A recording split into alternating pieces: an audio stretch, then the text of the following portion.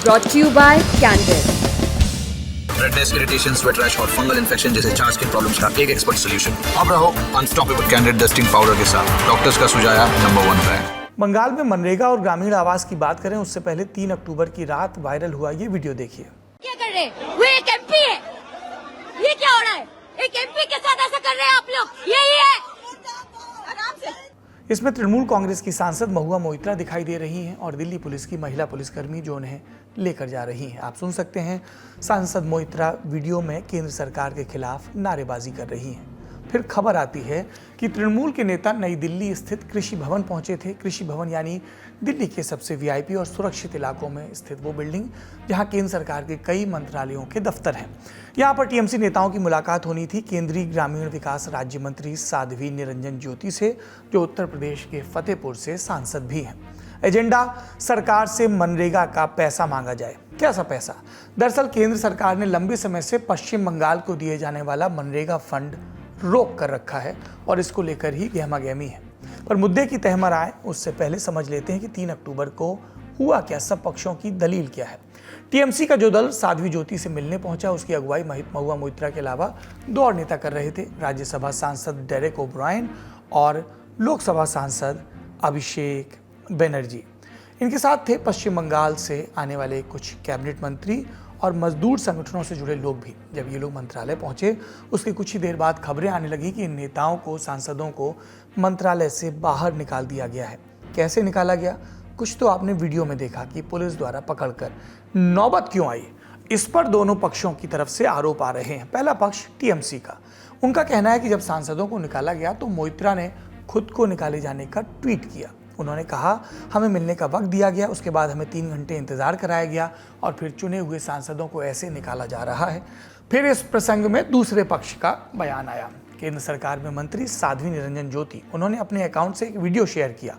31 second के इस video में साध्वी निरंजन ज्योति अपने दफ्तर में बैठी काम करती नजर आ रही हैं। उसके बाद उन्होंने वीडियो के साथ ट्वीट पर लिखा, आज 2.5 घंटे का समय व्यर्थ गया। आज तृणमूल के सांसदों की प्रतीक्षा करते करते 8:30 बजे कार्यालय से निकली। मेरी जानकारी के अनुसार तृणमूल के सांसद और बंगाल के मंत्रियों के प्रतिनिधिमंडल ने कार्यालय में 6 बजे मिलने का समय लिया था, लेकिन बाद में वे तृणमूल के कार्यकर्ताओं को जनता बताकर मिलाना चाह रहे थे, जो कार्यालय की व्यवस्था के विरुद्ध था। साध्वी ज्योति ने भी पत्रकारों से बात की और बयान दिया। उनका आरोप है कि हमारी सरकार, आदरणीय नरेंद्र भाई मोदी जी की सरकार पश्चिम बंगाल का पैसा रोक रही है। यदि हमारा रोकने का इरादा होता तो मैं उनकी, क्योंकि इन आंकड़ों के कारण वो भगे हमारे थे, मैं उनके सामने रखने वाली थी कि जिस सरकार में आप शामिल थे, यूपीए की गवर्नमेंट में आप शामिल थे, उस समय मनरेगा का सिर्फ 14,000 करोड़ रुपया दिया गया। मोदी जी की सरकार में 9 वर्षों में 54,000 करोड़ रुपया दिया गया। यदि हमें पक्षपात करना होता तो ये दूनी रकम पहुंची है। प्रधानमंत्री आवास योजना में इनकी सरकार के समय 4,400 करोड़ रुपया दिया गया और हमारी सरकार के समय 30,000 करोड़ रुपया दिया गया प्रधानमंत्री आवास का। ये प्रधानमंत्री आवास में भी आरोप लगा रहे हैं। प्रधानमंत्री आवास योजना के तहत 2014 के बाद 45 लाख मकान बने। साध्वी निरंजन ज्योति के इस दावे के बाद टीएमसी के खेमे से महुआ मोइत्रा फिर सामने आई और उन्होंने साध्वी के इस पोस्ट को शेयर करते हुए लिखा, माफ करें साध्वी ज्योति जी, लेकिन मैं बहुत शालीनता से कह रही हूँ कि आप झूठ बोल रही हैं। आपने हमें समय दिया और अंदर आने के पहले हमारे साथ आने वाले सारे नामों की आपने जांच की। हमें 3 घंटे इंतजार कराया और पिछले रास्ते से भाग गई। टीएमसी से जुड़े सूत्रों का कहना है कि जब साध्वी ज्योति ऑफिस से चली गई तो उनसे मिलने गया डेलीगेशन वहीं धरने पर बैठ गया और प्रोटेस्ट करने लगा और तब पुलिस और अर्धसैनिक बलों की टुकड़ियां आईं और प्रदर्शनरत लोगों को इस सरकारी दफ्तर से बाहर ले जाया गया। ताज़ा खबरों के मुताबिक डेलीगेशन से जुड़े कुछ लोगों को कुछ देर के लिए डिटेन भी किया गया था, पर बाद में रिहा कर दिया गया। अब समझते हैं मामला क्या है। सवाल का छोटा सा जवाब, केंद्र सरकार ने बीते लगभग 2 बरस से बंगाल सरकार का मनरेगा फंड रोक कर रखा है। इसे रोकने को लेकर बंगाल ने कई बार मनरेगा के तहत काम करने वालों ने, जो वहाँ के लोग थे, प्रदर्शन भी किए। इसके बाद अभिषेक बनर्जी के नेतृत्व में मनरेगा से जुड़े लगभग 2,500 लोग दिल्ली आए और इन्होंने 2 और 3 अक्टूबर को जंतर मंतर पर प्रोटेस्ट किया। 3 अक्टूबर को साध्वी निरंजन ज्योति से मुलाकात की प्रक्रिया में ही फिर ये बवाल हुआ। अब इस सवाल के बड़े जवाब की तरफ रुख करते हैं कि ऐसा क्या हुआ बंगाल में जो केंद्र सरकार को फंड रोकना पड़ा। मनरेगा महात्मा गांधी राष्ट्रीय रोजगार गारंटी स्कीम। इसके तहत ग्रामीण इलाकों में लोगों को साल भर में न्यूनतम 100 दिनों का काम मिलता है। काम करने वाले इन मजदूरों के जॉब कार्ड बनाए जाते हैं और काम के बाद इन्हें रोजाना के हिसाब से एक नियत राशि का भुगतान होता है। ये राशि कितनी है, हर राज्य के लिए अलग अलग है। बंगाल के लिए है 330 रुपये प्रतिदिन। मजदूरों की पगार और दूसरे जरूरी पैसे का ये फंड केंद्र द्वारा राज्य सरकारों को दिया जाता है।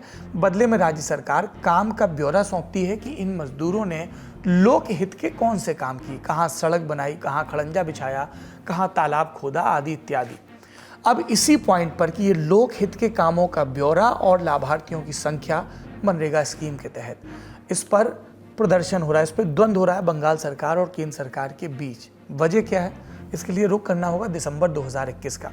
इस महीने केंद्र सरकार ने ऐलान किया कि बंगाल को दिए जाने वाले मनरेगा फंड को रोका जा रहा है और ऐसा करने के लिए केंद्र सरकार ने एक नियम का हवाला दिया, NREG एक्ट का सेक्शन 27।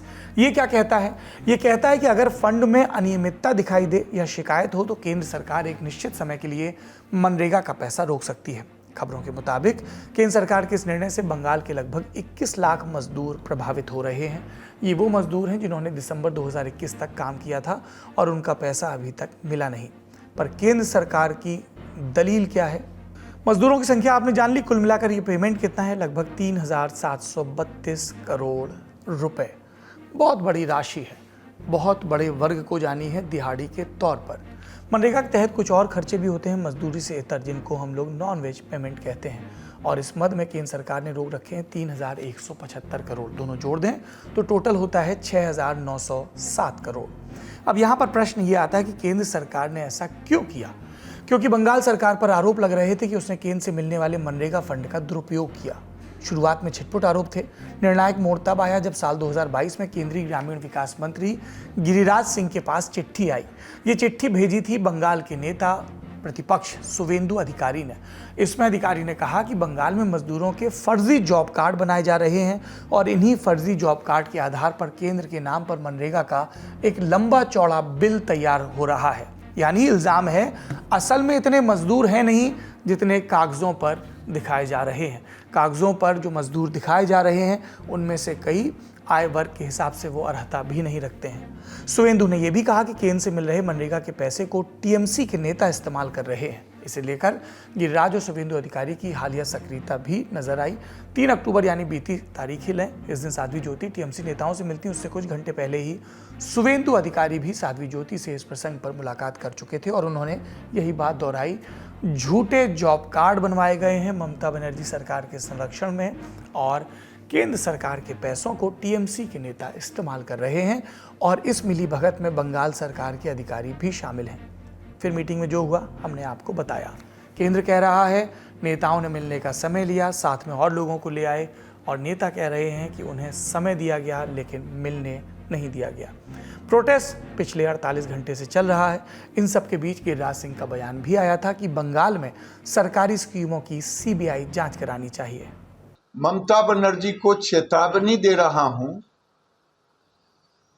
कि गरीबों का पैसा, लूटे हुए पैसा गरीबों को वापस करें। 25 लाख जॉब कार्ड जो डुप्लीकेट, फेक, मरे हुए लोगों के नाम पर, इसकी राशि को कहां गबन किया, ये भारत सरकार और देश की जनता जानना चाहती है। अब पैसा जिस पीरियड का रोका गया वहां चलते हैं। जब सरकार ने दिसंबर 2021 में मनरेगा का पैसा रोका तो इसी वक्त केंद्र सरकार की टीमें राज्य का दौरा भी कर रही थी। लगभग 16 टीमों ने अलग अलग इलाकों का दौरा किया। इंडिया टुडे मैगजीन के ताज़ा अंक में छपी अर्कमोई दत्ता मजूमदार की रिपोर्ट बताती है कि इन टीमों को बहुत सारे साक्ष्य मिले, सबूत मिले, पैसे के गबन के, काल्पनिक काम बनाने वालों के, काल्पनिक मजदूरों के। हम इस मामले को नजदीक से देख रहे पत्रकारों से समझते हैं कि बंगाल में मनरेगा के नाम पे आखिर हुआ क्या। पश्चिम बंगाल सरकार का यह कहना है कि दिसंबर 2021 को केंद्रीय सरकार पश्चिम बंगाल को नरेगा के तहत जो पैसा भेजती थी वो पैसा भेजना बंद कर देती है। जुलाई 2021 से दिसंबर 2021 तक 16 केंद्रीय दल राज्य में आते हैं और वो जांच परख करते हैं कि जो इल्जाम नरेगा के तहत उनको मिला है वो सही है या गलत। वो आके देखते हैं कि कई जगह में सच में ऐसा कुछ गड़बड़ हुआ है। जैसे कि मान लो तालाब खुदा हुआ है, ऐसा बताया गया है सरकारी दस्तावेजों में, लेकिन वो देखती है कि वहां पे तो तालाब है ही नहीं। कई जगह में ऐसा भी हुआ है कि जो काम पहले का हुआ है वही काम दोबारा दिखाया गया है कि नया काम हुआ है और उसके अगेंस्ट पैसा लिया गया है। और सबसे बड़ी बात जो इल्जाम नरेगा के घोटाले को लेकर उनको मिला था वो ये है फेक जॉब कार्ड्स का, यानी जो जॉब कार्ड्स है, जो जॉब कार्ड्स के अगेंस्ट लोगों को काम मिलता है, वो जॉब कार्ड्स अपडेटेड नहीं होते थे, रेगुलर अपडेशन नहीं होता था जॉब कार्ड का। और इसी वजह से तृणमूल कांग्रेस के कुछ लोकल नेता उन जॉब कार्ड को दिखा के पैसा लेते थे और उस पैसा का साइफनिंग करते थे। ये बहुत बड़ा इल्जाम था। और जॉब कार्ड रेगुलरली अपडेट नहीं होता था, ये भी कहीं कहीं जगह सच उनको मिला है। और एक घोटाला उनको दिखने को मिला था, वो ये है कि जो रॉ मटेरियल्स है, मान लो रास्ता बनाने का या तालाब खोदने का जो रॉ मटेरियल्स है, उनका प्रोक्योरमेंट का जो प्रक्रिया है, उस प्रक्रिया में भी कुछ गड़बड़ उनको देखने को मिला था। इसीलिए उन्होंने एक रिपोर्ट दिया था, एक नहीं बहुत सारे रिपोर्ट राज्य सरकार को दिया था और कहा था कि आपको इन चीजों में एक्शन लेना पड़ेगा और एक्शन टेकन रिपोर्ट हमको देना पड़ेगा, जिसके अगेंस्ट हम ये निर्णय लेंगे कि आपको फिर से पैसा मिलना चाहिए या नहीं मिलना चाहिए। राज्य सरकार का कहना है कि उन्होंने एटीआर या एक्शन टेकन रिपोर्ट दिया है केंद्र सरकार को। यहां तक उन्होंने ये भी कहा है कि लास्ट जो फाइनेंशियल ईयर है, उस फाइनेंशियल ईयर में उन्होंने 92% जॉब कार्ड्स का अपडेशन किया है, लेकिन अभी तक पैसा नहीं मिला है। भ्रष्टाचार तो अभिषेक बैनर्जी खुद बोल रहे हैं कि जहां भ्रष्टाचार हुआ है वो एक्शन लिया जाए। इसका मतलब भ्रष्टाचार का कुछ इश्यूज तो है, लेकिन इसमें सबसे अच्छा इंपॉर्टेंट हो जाता है, एक डाइवर्शन टैक्टिक्स पॉलिटिक्स में बहुत इंपॉर्टेंट होती है कि जो इश्यू है, जो मैंने देखा है कि कांग्रेस जो इंडिया मतलब सो कॉल्ड जो फ्रंट है ऑपोजिशन का, वो भी कांग्रेस उसके सबसे इंपॉर्टेंट घटक दल है। और वही कांग्रेस पश्चिम बंगाल में सीपीएम के साथ मिलके बीजेपी जो बोल रहे हैं, कांग्रेस ने भी भ्रष्टाचार का मुद्दा उठाया। तो ये जो इश्यू है, ये इश्यू में मैंने ना केजरीवाल के पार्टी, ना कांग्रेस, ना कोई अलग घटक दल टीएमसी के पास आके सपोर्ट किए हैं, ये नहीं दिखा दिया। मुझे लगा कि ये बेसिकली टीएमसी का अपना इशू है, पश्चिम बंगाल का इशू है। और पश्चिम बंगाल का इशू को जो शिकायत सीपीएम, कांग्रेस, बीजेपी कर रहे हैं, उसको डाइवर्शन टैक्टिक्स आप कह सकते हैं। जो दिल्ली में इसको इशू एंटी सेंटर स्ट्रेटेजी करके एंटी सेंटर इशू बना दिया, उसमें सफलता कितना मिला कितना नहीं मिला वो बाद में हम कह सकते हैं। Taste of the pudding in its eating. Sir, अब जो केंद्र सरकार की टीम गई थी, उसने ममता सरकार से कहा कि वो इन आरोपों पर एक एक्शन टेकन रिपोर्ट तैयार करे और सौंपे। ये एक्शन टेकन रिपोर्ट क्या होती है, कैसे करते हैं, बताना होता है पैसे का कहाँ इस्तेमाल किया गया, कहाँ पर लीकेज को रोकने के लिए क्या उपाय उठाए गए। सितंबर 2022 में ममता सरकार ने केंद्र सरकार को एक्शन टेकन रिपोर्ट भेजी। बंगाल सरकार को उम्मीद थी कि नरेंद्र मोदी सरकार इसके बाद मनरेगा फंड रिलीज कर देगी, पर ऐसा नहीं हुआ। केंद्र सरकार ने ममता सरकार से रिपोर्ट पर कुछ और क्लैरिफिकेशन मांगे। इसके बाद आया दिसंबर 2022। ममता सरकार ने एक रिप्लाई में अपनी सफाई दी और केंद्र सरकार को भेज दिया और फिर उम्मीद वही कि अब पैसा रिलीज हो जाएगा। पर अक्टूबर 2023 चल रहा है, केंद्र सरकार की ओर से अभी तक मनरेगा का फंड रिलीज नहीं किया गया है। ये जानकारी भी सामने नहीं आ सकी कि दिसंबर 2022 में सबमिट किए गए रिप्लाई पर केंद्र का क्या एक्शन है, क्या उस पर और भी क्लैरिफिकेशन मांगा गया है। जो भी हुआ हो, लेकिन ये साफ है कि भ्रष्टाचार के आरोपों और केंद्र की कार्रवाई के बीच कुछ असली मजदूरों की दिहाड़ी भी रुकी है। इन सब के बीच राज्य सरकार के आला अधिकारी हैं जो कुछ गड़बड़ियों की बात स्वीकार भी करते हैं, पर यह भी जोड़ते हैं कि केंद्र के निर्देश पर बहुत सारे काम सुधारे जा चुके हैं। ये मामला कोर्ट में भी गया। पश्चिम बंग खेत मजदूर समिति ने 2023 की शुरुआत में कलकत्ता हाईकोर्ट में याचिका दायर की, मनरेगा मजदूरों की दिहाड़ी रिलीज करवाने का आग्रह किया। जून 2023 में कोर्ट ने केंद्र और राज्य दोनों को आदेश दिया कि इस दिशा में जल्द काम करें। राज्य सरकार से कहा कि भ्रष्टाचार पर रोक लगाएं। कोर्ट ने केंद्र और राज्य दोनों को सलाह दी कि मनरेगा को राजनीतिक खाद पानी की तरह इस्तेमाल ना करें, पर दोनों कहाँ मानने से रहे। भाजपा और टीएमसी भिड़े पड़े हैं। बीजेपी ने इस कथित भ्रष्टाचार को टीएमसी पर अटैक का अपना टूल बनाया। टीएमसी भी इस मुद्दे को राजनीतिक रंग दे रही है और केंद्र सरकार पर बंगाल राज्य के लोगों से भेदभाव का आरोप लगा रही है। पर तृणमूल के भीतर क्या बात हो रही है अंदर खाने, सुनते हैं इंडिया टुडे के कंसल्टिंग एडिटर जयंतो घोषाल को। देखिए, लोकसभा चुनाव के पहले ये मुद्दा बनाने के कोशिश कर रहे हैं टीएमसी। और जो चुनाव में बड़ी मुद्दा होगा या नहीं होगा, देखिए बीजेपी ने क्या किया। मैंने कांग्रेस सीपीएम का इतना रिएक्शन नहीं देखा, लेकिन बीजेपी ने एक टीट फॉर टैट स्ट्रेटेजी दिया। शुभेंदु अधिकारी बीजेपी लीडर दिल्ली आ गए, पार्टी हेडक्वार्टर में बैठ के प्रेस कॉन्फ्रेंस करके शिकायत को काउंटर शिकायत की। और बीजेपी के पार्टी जो स्टेट प्रेसिडेंट है, बीजेपी के जितने लीडर्स हैं, सब काउंटर स्ट्रेटेजी भी तो लिए हैं। अगर ये नॉन इशू है चुनाव के पहले, अगर ये कंप्लीटली इरेलीवेंट है, तो इतना रिएक्ट करने का भी जरूरत नहीं था। जब आप रिएक्ट कर रहे हैं और इतना टीट फॉर टैट स्ट्रेटेजी ले रहे हैं, इसका मतलब इट इज एन इशू, क्योंकि इट्स ए पॉपुलर इशू, क्योंकि इसमें शिकायत ये है कि आप वंचित कर रहे हैं बंगाल को। मैं बार बार कह रहा हूं ना, बंगाल का ये एक मजेदार इशू है। नेताजी सुभाष बोस के साथ गांधी जी का जो लड़ाई हुआ था उस समय से, कि बंगाल को सीपीएम ने भी बोला था कि वंचना, बांग्ला में बोलता है कि हम वंचित है, हमको नहीं दिया जा रहे हैं। और ये बहुत पश्चिम बंगाल में टीआरपी मिलता है ये बोलने से कि हमको दिल्ली नहीं दे रहे हैं। हम बांग्ला में बोलता है बीमात्री सुलभ मनोभाव, मतलब बीमाता, जो हमारा स्टेप मदरली एटीट्यूड। तो ये इशू बनाने का जो कोशिश है, इसको काउंटर करने के लिए भी बीजेपी कोई चारा नहीं छोड़ा। मतलब वो भी इसीलिए देखना है कि दो नैरेटिव का लड़ाई हो गया है चुनाव के पहले। Which narrative will win? That has to be seen. एक सवाल अभी भी ड्यू है, कैसे मजदूरों का पैसा मिलेगा और कब मिलेगा, और दोनों सरकारों को करना क्या होगा। जेएनयू में प्रोफेसर हैं संतोष मेहरोत्रा, जिन्होंने मनरेगा के मॉडल पर विस्तार से अध्ययन किया है। उनकी बात सुनते हैं। रास्ता सिर्फ यही है कि कुछ नहीं तो मतलब 3/4 पैसा तो रिलीज कर दिया जाए, और उसमें अगर केंद्र सरकार को पैसे फिर भी अटकाने हैं, तो वो जिस आम आदमी का नुकसान हुआ है वो तो नुकसान की भरपाई हो, और इसके दौरान मतलब दोनों सरकारें मिलकर के बात करें। वरना देखिए, इसमें कोई दो राय नहीं है कि दोनों तरफ इसको आम आदमी के समक्ष लेकर के जाएगी चुनाव होते होते, और वो ऐसे भी जाएगा। वो इतना डिले हो गया है, 1.25 साल की डिले। मैं दोहरा रहा हूं ये बात कि किसी गरीब आदमी के साथ ये ज्यादती तो भयंकर नाइंसाफी है। इसलिए 3/4 या कुछ 80-90% पैसा केंद्र सरकार दे, और बकाया जो लड़ाई है उस पर लड़ाई जारी रहे, और उसमें जो कार्यवाही होनी है वो, क्योंकि राज्य सरकार तो कह रही है कि हमने कार्यवाही भी कर डाली है, जो भ्रष्ट अफसर हैं उनके ऊपर। अब कौन सच बोल रहा है कौन झूठ बोल रहा है, ये मेरे लिए कहना बड़ा मुश्किल है। हम लोग यहाँ बैठे कैसे कह सकते हैं।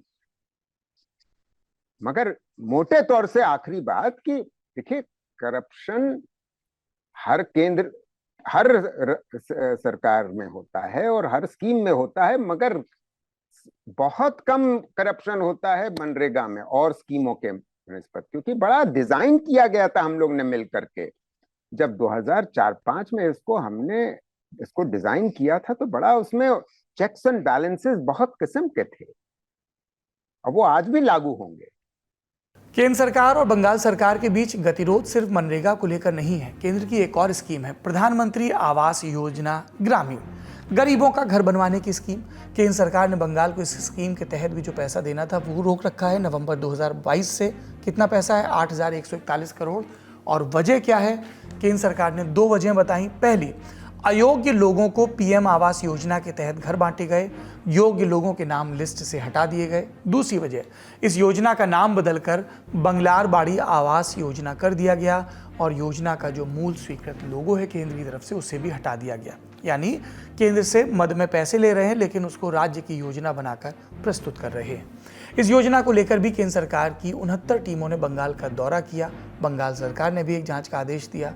सरकार को इस अपनी जांच में पता चला कि लगभग 17 लाख अयोग्य लोगों को घर मिले, पर अब भी मामला लटका है। 1 साल से ये योजना अधर में है, और इसको लेकर भी राजनीति चरम पर है। किसी का घर अधूरा है, किसी को मजदूरी नहीं मिल रही, कोई घर डिजर्व नहीं करता है और मिल गया, और कोई असल में मजदूर है भी नहीं और पैसे पा रहा है। कुछ भ्रष्टाचारी कानून की पकड़ से दूर हैं और कुछ हैं जिनकी कोई गलती नहीं लेकिन सफ़र नहीं कर रहे। इन सब के बीच केंद्र और राज्य की रस्साकशी है, टाइम बाउंड एक्शन नहीं है। इसीलिए लोग सफ़र कर रहे हैं। अयोग्य हैं जो कानून के फंदे में आने चाहिए वो बच रहे हैं और जो लायक हैं वो भी पीड़ित की गिनती में आते हैं। आज का ललन टॉप शो यहीं पर समाप्त होता है।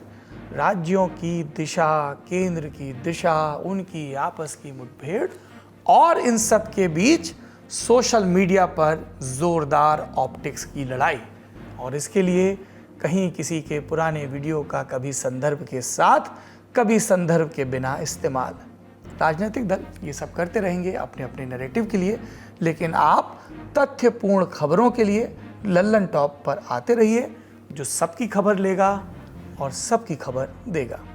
दिल्ली में होने जा रहा है लल्लन टॉप का पहला सेहत अड्डा। तारीख है 6 अक्टूबर। अगर आप इस अड्डे में आना चाहते हैं, लाइव ऑडियंस का हिस्सा बनना चाहते हैं, डॉक्टरों से सवाल पूछना चाहते हैं, हम लोगों से संवाद करना चाहते हैं, क्विज में पार्टिसिपेट करना चाहते हैं, या फिर आखिरी में हंसी के ठहाके स्टैंड अप कॉमेडी देखना चाहते हैं, तो फटाक से डिस्क्रिप्शन में दिए लिंक पर क्लिक करिए। I will see you there.